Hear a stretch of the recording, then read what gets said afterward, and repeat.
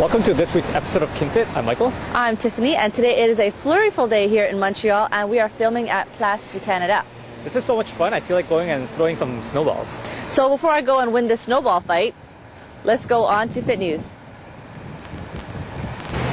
So what is going on in Fit News this week? Nintendo Wii came out. Whee! And a lot of our friends tried it out, and they had tons of fun with it, playing boxing and tennis and getting quite a workout. And if you go on YouTube, you can see people sweating it out too. Yeah, so definitely it's multitasking, working out while playing video games. I think it's a winner. Yep, and it's more affordable than the PlayStation 3. It's only $279, but at least it's not $600. True. And you get a good workout out of it, so yay. go get one. All right, talking about activity and workout, even though we have probably known this for a little while, CBC has released a new article, once again to emphasize women and weight training is a good thing. Okay, so besides the obvious effects of workouts, not only you get activity, but you want to also help prevent osteoporosis by building stronger muscles and bones, especially bones, through weight training. Okay, it also helps release growth hormone for women, so to help build more lean body mass. Now, this is not to say that if you weight train, you're going to bulk up, all right? But it is going to help in building stronger and better muscles for you. Okay, so something to look into. It's cool. And also, in other news, scientists and radiologists did a study where they took MRIs of people sitting and standing, and they discovered that people who sit in an upright 90-degree position actually puts more stress on their spine than people that would actually sit in a more relaxed position in a 135 degrees angle. So this is if they're sitting for a long period of time. Yeah, so the study said like a lot of times people who get back pain is because they sit in for long hours at work in an upright position. That puts a lot of stress on your ligaments and your vertebral discs. And so they recommend that it's not bad to sit at a relaxed position 135 degrees. If you're sitting in front of your computer all day. Yeah. So, but they did say no slouching, so that's bad. 135 degrees, probably the best position, and 90 degrees, okay, but not for long hours. Yeah, and no slouching at all. No. All right, good. And for all the kitchen lovers out there, we have a site it's called Cook Thesaurus. Basically, it's an online food/kitchen encyclopedia. So if you're looking up a food or ingredient or whatever it is that has to do with the kitchen, someplace to check it out. I think it's very interesting. I looked at it. It's kind of fun. Yeah, it's pretty fun. It's they also give you pronunciations, and I think there's recipes too that you can look up on there also. Yep. Yeah, so fun to check out. And last thing I just want to finish up on, I showed you the site. Well, it's this restaurant in the States, and it's called the Heart Attack Grill. You guys have to check it out because it's unbelievable. I didn't believe it at first, but it's basically a restaurant that makes their hamburgers bad enough that they can kill you with one bite. And what I mean by that is that they have a bypass burger, a double bypass burger, triple and a quadruple bypass burger. And basically each patty is half a pound. And if you get the quadruple bypass burger, it's 4 patties. So that's 2 pounds of beef with bacon and cheese. And oh boy. Yeah. So if you really want to commit suicide, you might want to have a burger like that. So, just when you thought fast food restaurants were turning around with the whole trans fat thing, well, you know. We found another one, and apparently they fry their fries in pure lard. Nice one. Nice. So hopefully they won't have too many of these popping up and getting too popular. Nope. Well, fortunately they're in Arizona only, so let's hope they stay south of the border. In any case, that'll be it for this week's Fit News. So, with the sudden change in weather, I thought for this week's Fit Tip, I give all you running enthusiasts a little essential guide on how to prepare yourself for winter running. So for all you people who like to run in the winter, and for those who want to try running in the winter, here are a couple of things that you might want to consider. So the first thing is clothing. Okay, now there's 3 essential layers that you need to wear when running outside. The 3 are a base layer, a middle layer, and an outer layer. Now for base layer, you want to wear something that sticks to your body and made of moisture wicking material, such as Nike Dry Fit, Adidas Climate Cool, or Reebok's Play Cool.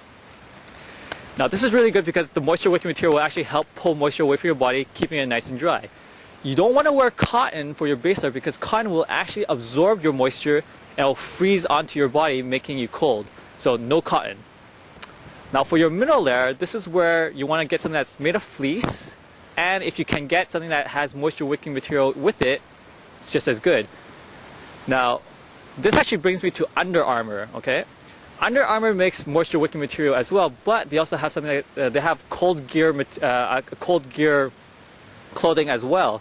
Now what cold gear is actually a 2-in-1, where it's actually moisture wicking, but it also helps regulate your body temperature, keeping you warm. So this actually helps eliminate your middle layer. So you can just wear your Under Armour cold gear, pulls the moisture away from your body and keeps you warm at the same time.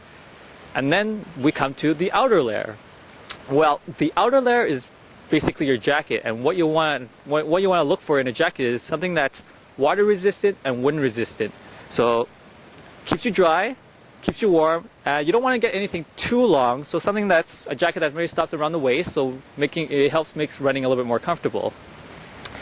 Headwear now. It's very important that you get yourself a toque. Why? Well, it's because 50% of the heat lost in our body comes from our head. So you want to keep your head warm when you go running outside. Also, you might want to get some mittens or some gloves, to keep your hands warm. You don't want to get frostbites on your fingers. And the last thing to really consider is your shoes. Now, it's kind of difficult to run outside in regular running shoes, especially when it's snowing and it's slippery. So what I highly recommend is people to invest in a pair of trail runners. Now, trail runners are designed for running on dirt trails and dirt paths and gravel paths. They're really good for winter. Why? It's because they have deeper treads, and these deeper treads will help you not slip as much, or improve traction when you're running outdoors.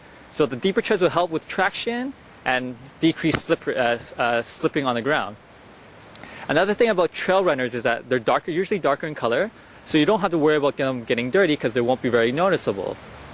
Adidas and Reebok actually make two types of special trail runners for winter, and what's so special about them is because they're made of Gore-Tex.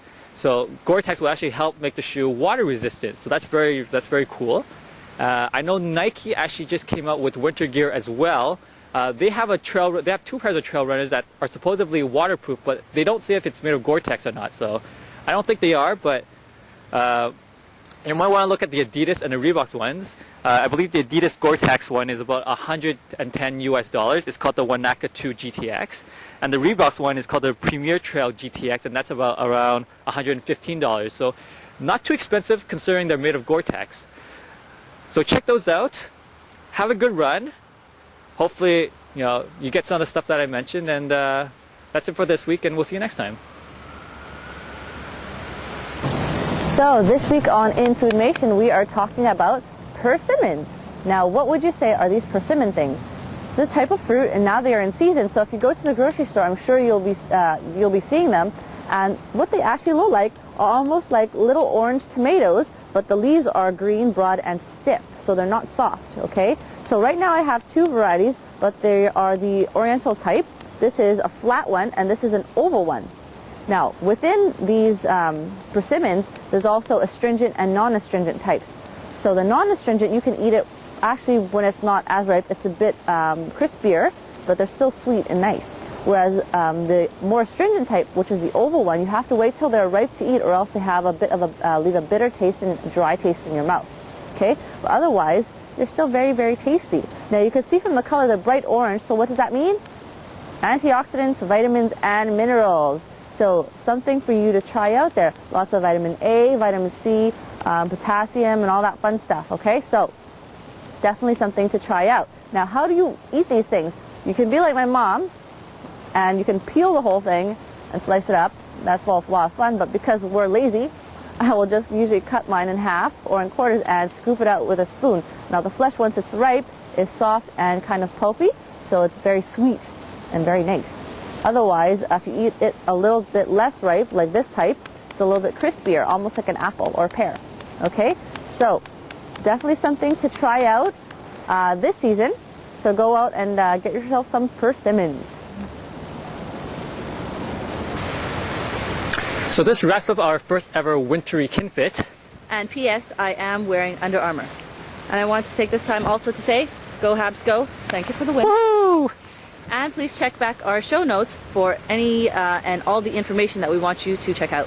And if you have any ideas, suggestions, or questions you want to give us, just email them to us at info@kinfit.tv.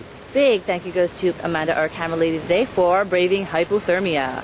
And if you can see behind us, we're actually standing in front of a World War II or World War I cannon. And if I could, I would load them up with snowballs and blast them at you. Right. In any case, so remember, don't quit. Stay fit. Ah! I win. Through weight training, you can help build stronger bones. And, of course, also releases a little bit of something called growth a